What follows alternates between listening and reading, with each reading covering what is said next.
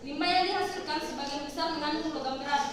Logam berat merupakan semua jenis logam yang memiliki berat jenis 5 gram per cm kubik. Logam berat ini memiliki sifat beracun sekalipun dalam konsentrasi yang rendah.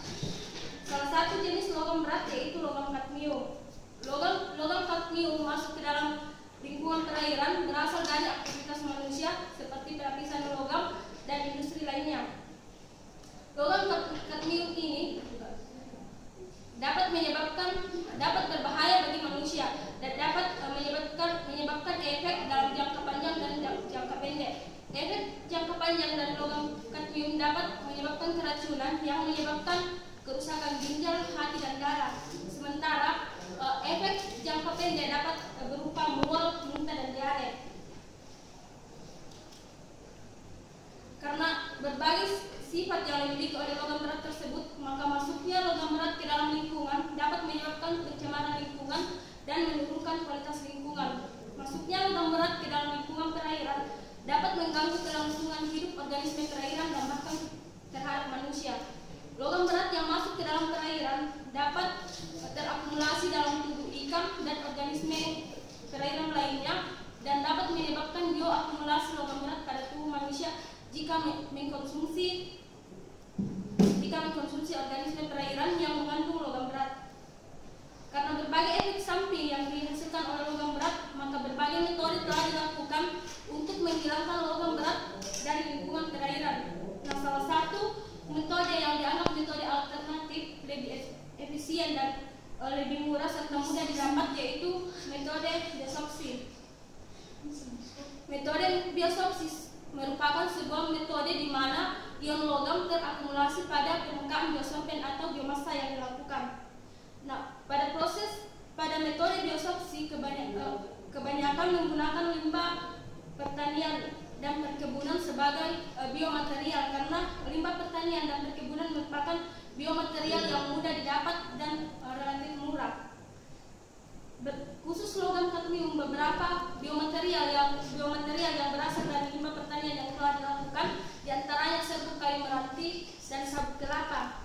Namun pada jurnal penelitian kali ini yang digunakan adalah kulit buah coklat, mengingat karena kulit buah coklat merupakan limbah terbesar dari pengolahan coklat, di mana kulit buah coklat memiliki berat 75% dari berat keseluruhan buah. Jadi dapat dikatakan bahwa kulit coklat merupakan limbah terbesar yang dihasilkan dalam pengolahan coklat. Sementara kulit buah coklat juga mengandung selulosa dan lignin yang berpotensi menyerap logam berat dari lingkungan perairan.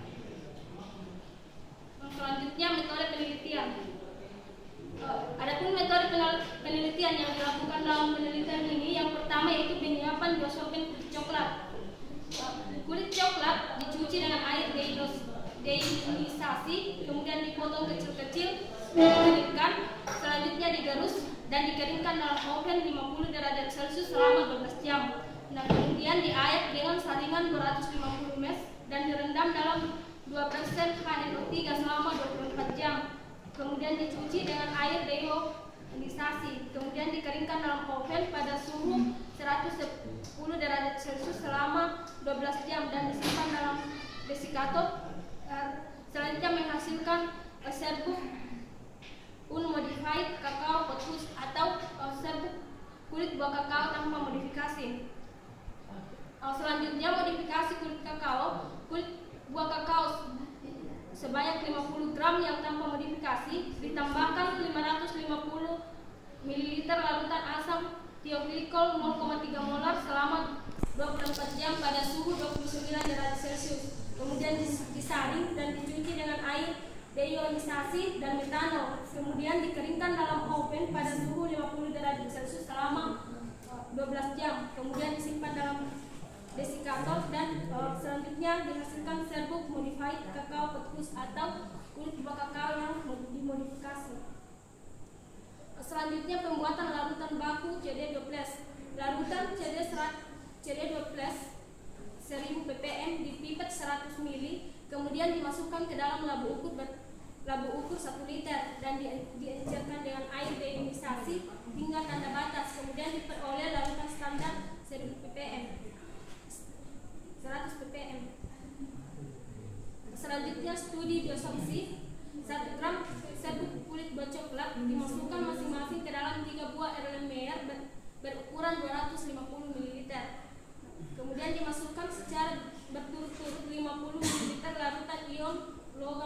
dengan konsentrasi 100 mg per liter dan dikocok dengan magnetic spiral dengan kecepatan 100 rpm selama 1 jam dengan suhu masing-masing 303, 323 dan 343 Kelvin. Kemudian disaring dengan kecepatan 42. Selanjutnya filtrat yang didapat diukur absorbensinya dengan menggunakan instrumen AS.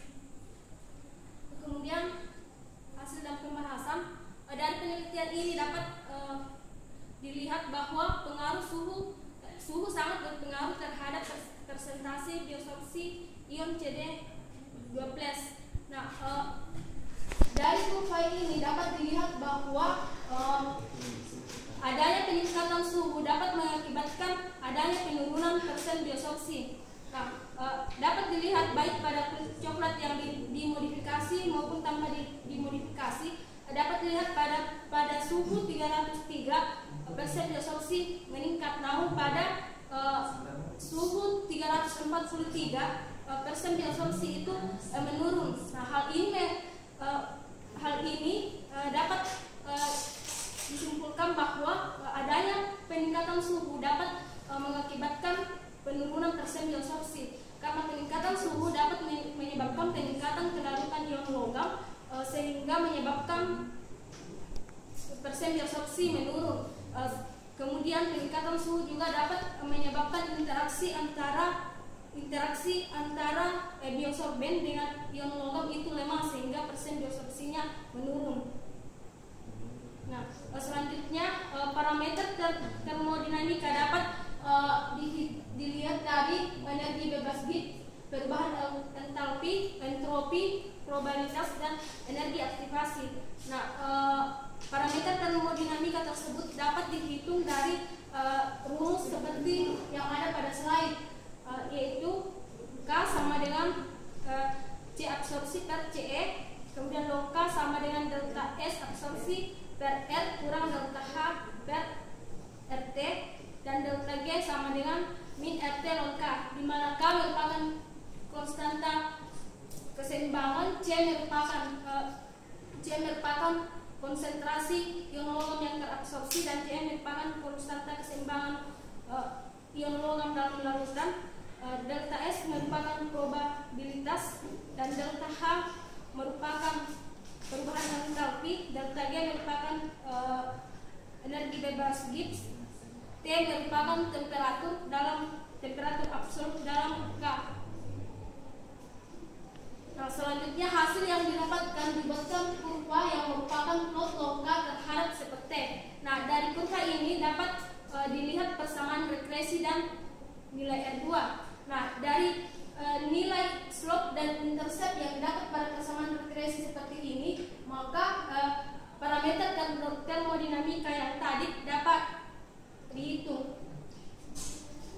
Nah, adapun nilai parameter termodinamika untuk biosorpsi CD12 yang kulit kakao yang dimodifikasi dan tanpa modifikasi berdasarkan rumus yang sebelumnya, maka didapat nilai-nilai seperti ini.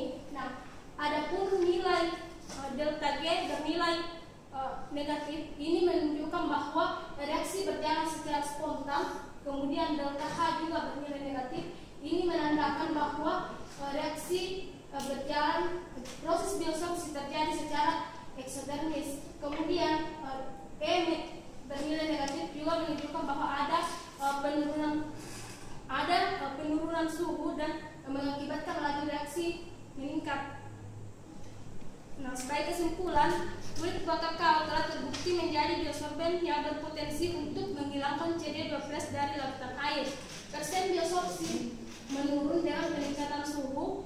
Modifikasi kulit kakao atau kulit kakao yang dimodifikasi atau NCPH memiliki biosorpsi CD12 yang lebih tinggi dibanding dengan kulit kakao yang tanpa modifikasi. Nah, nilai parameter dan kapasitas biosorpsi tinggi yang diperoleh menunjukkan bahwa kulit buah kakao sebagai biosorben efisien